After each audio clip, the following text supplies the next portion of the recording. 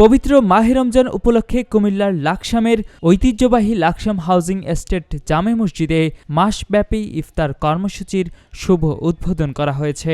প্রথম রমজান থেকে শুরু হওয়া এই আয়োজনে মুসল্লিদের মাঝে ইফতার বিতরণ ও বিশেষ দোয়া মাহফিল অনুষ্ঠিত হয়। ইফতার মাহফিলে উপস্থিত ছিলেন নাঙ্গলকোট কামিল মাদ্রাসার সাবেক অধ্যক্ষ মোহাম্মদ আব্দুল কাদির, হেসাখালবাজার নঈম নিজাম ডিগ্রি কলেজের অধ্যক্ষ আব্দুল মতিন, দৌলতগঞ্জ গাজীমুরা কামিল মাদ্রাসার অধ্যক্ষ আব্দুল হান্নান, একই কলেজের ইংরেজি বিভাগের সহকারী অধ্যাপক আব্দুল আলী, অ্যাডভোকেট সিরাজুল ইসলাম ও সাংবাদিক হুমায়ুন কবির মানিক সহ স্থানীয় গণ্যমান্য ব্যক্তিবর্গ।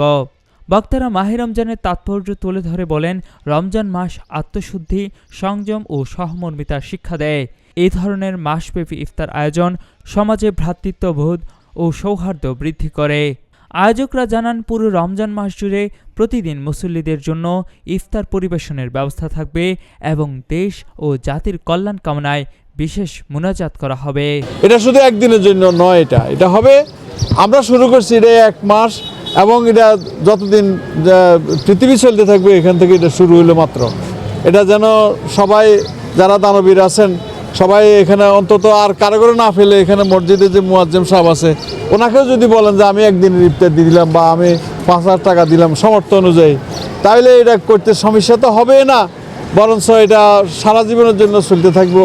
আমরা বিভিন্ন সময় ভুল ত্রুটি করে থাকি, আমি যদি এক বোতল পানিও কাউকে কোনো রোজাদারকে খাওয়াইতে পারি আমি ধন্য মনে করব। ইফতারির আয়োজন এটা অত্যন্ত সওয়াবের কাজ এবং ভালো কাজ, এতে আমি আনন্দিত হয়েছি এবং আমি সকলকে উদাত্ত আহ্বান জানাবো যে আমরা এই ভালো কাজে সকলে যেন অংশগ্রহণ করি। যে মাসব্যাপী ইফতার আয়োজন করবে, আমি ওনার সাথে একতা পোষণ করে এটাতে সহযোগিতা করার জন্য এগিয়ে আসি। আমি মনে করি একজন রোজাদারকে ইফতার করানোর চেয়ে আর বেশি সবের কাজ আর কিছু হতে পারে না। এটা অত্যন্ত পূর্ণ এবং সবের কাজ। এই মাসটা অত্যন্ত ফজিলতের মাস। আমরা চিন্তা করেছি অনেকে বাস ট্রাক এখানে ড্রাইভার আছেন, অনেকে ভাসমান কিছু লোক আছেন, এদের ইফতারের কোনো ব্যবস্থা থাকে না। সেই জন্য আমরা যারা আজকে কমিটিতে আছি আমরা এটার উদ্যোগ নিয়েছি।